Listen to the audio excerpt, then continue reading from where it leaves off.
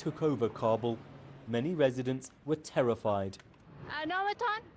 But Rowena, a young female journalist, decided she should go and talk to them for her YouTube channel. That was the last video she uploaded. She's unsure if the group will approve of her working or not. For now, many offices have told female employees to stay at home. Many female professionals have fled in fear. It's hard to imagine the Taliban accepting even small freedoms like this, filmed before the takeover. I really love my job and I want to carry on working, she says. I hope the Taliban will allow me to. Otherwise, I'll have to leave the country and go abroad. The last time the Taliban were in power in the 1990s, women weren't allowed to work, girls couldn't go to school. Even now, they defend punishments like lashing and stoning adulterers to death. Today, under Taliban rule, you do still see some women out and about in Kabul, though significantly fewer than before. Many are simply too afraid to step outside. So far, here, they haven't been ordered to wear the burqa or to stay at home unless accompanied by a man. But no one's sure if that will last. I've been trying to speak to any of the women here, but all of them are extremely reluctant to go on camera.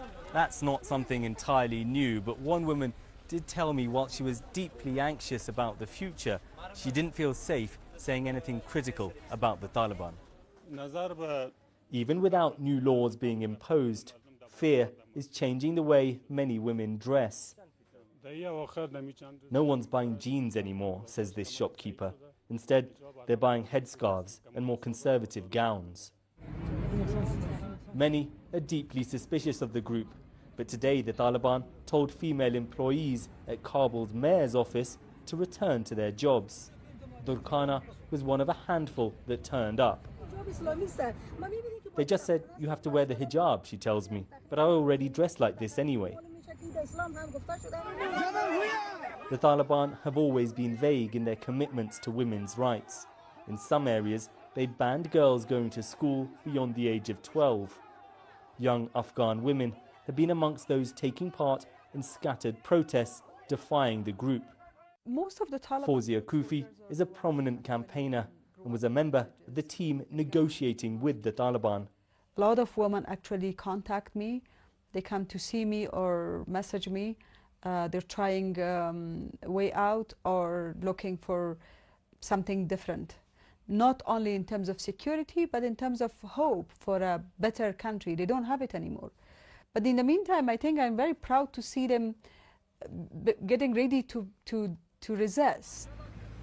Many worry that whilst the Taliban do promise women will be able to work and get an education, the group will grow increasingly strict once the international focus on them comes to an end.